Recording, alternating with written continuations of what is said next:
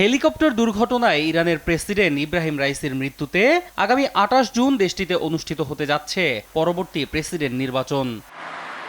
আর এতে অন্যান্যদের পাশাপাশি প্রতিদ্বন্দ্বিতার ঘোষণা দিয়েছেন দেশটির সাবেক প্রেসিডেন্ট মাহমুদ আহমাদিনেজাদ। সম্প্রতি এক ভিডিও বার্তায় নির্বাচনে প্রার্থী হওয়ার ইচ্ছা পোষণ করেন ইরানের সাবেক এই প্রেসিডেন্ট। একই সঙ্গে দেশটির জনগণ অচিরেই একটি ইতিবাচক পরিবর্তন দেখতে পাবে বলেও আশাবাদ ব্যক্ত করেন তিনি। আহমাদিনেজাদ নির্বাচনে প্রতিদ্বন্দ্বিতার ঘোষণা দেওয়ার পর থেকেই ইরান জুড়ে তাকে নিয়ে চলছে নানা আলোচনা। শুধু ইরান নয়, আন্তর্জাতিক মহলেও শুরু হয়েছে জোর গুঞ্জন। তিনি নির্বাচনে প্রার্থী হলে এবং পুনরায় প্রেসিডেন্ট নির্বাচিত হলে বিশ্ব রাজনৈতিক প্রেক্ষাপটে কি পরিবর্তন আসতে পারে তা নিয়েও চলছে চুলচেরা বিশ্লেষণ। বিশ্লেষকরা বলছেন ইরানের ইতিহাসে সবচেয়ে জনপ্রিয় রাজনীতিবিদদের একজন আহমাদিনেজাদ। এমনকি দেশটির বর্তমান পার্লামেন্টেও আহমাদিনেজাদের বেশ কিছু সমর্থক রয়েছেন, যারা এরই মধ্যে প্রেসিডেন্ট নির্বাচনে আহমাদিনেজাদের প্রতিদ্বন্দ্বিতার সম্ভাবনাকে স্বাগত জানিয়েছেন। কেন ইরানের রাজনীতিতে এত গুরুত্বপূর্ণ আহমাদিনেজাদ, সে প্রশ্নেরও উত্তর খুঁজতে ব্যস্ত অনেকে। 2005 থেকে 2013 সাল পর্যন্ত পরপর 2 মেয়াদে ইরানের প্রেসিডেন্ট ছিলেন মাহমুদ আহমাদিনেজাদ। বিশ্লেষকদের মতে প্রেসিডেন্ট থাকা অবস্থায় যুক্তরাষ্ট্র সহ পশ্চিমা দেশগুলোর কঠোর সমালোচক ছিলেন আহমাদিনেজাদ। তাদের রক্তচক্ষু উপেক্ষা করেই ইরানের পরমাণু কর্মসূচিকে এগিয়ে নিয়ে গেছেন তিনি। আর এ নিয়ে বেশ অনড় অবস্থানে ছিলেন সাবেক এই প্রেসিডেন্ট। এমনকি তার আমলে অন্য যে কোনো সময়ের চেয়ে ইরান নিরাপদ এবং মধ্যপ্রাচ্যের অন্যতম পরাশক্তি ছিলেন বলেও মনে করেন অনেকে।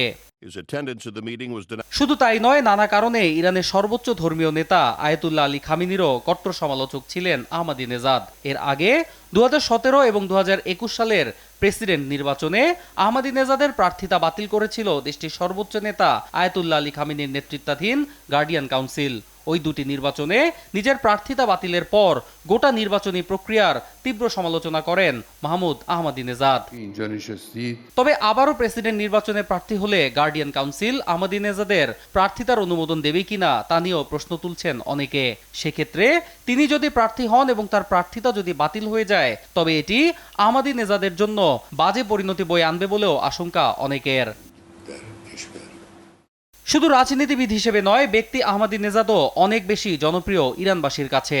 2005 থেকে 2013 সাল পর্যন্ত পরপর 2 মেয়াদে ইরানের প্রেসিডেন্ট থাকা সত্ত্বেও খুবই সাধারণ জীবনযাপনে অভ্যস্ত ছিলেন আহমাদিনেজাদ। 2 রুমের ছোট একটি বাড়িতে থাকেন তিনি, যা 40 বছর আগে তিনি তার বাবার কাছ থেকে উত্তরাধিকার সূত্রে পেয়েছেন। কথিত আছে তার বাসায় 2-1টি কাঠের চেয়ার ছাড়া আর তেমন কোনো আসবাবপত্র নেই।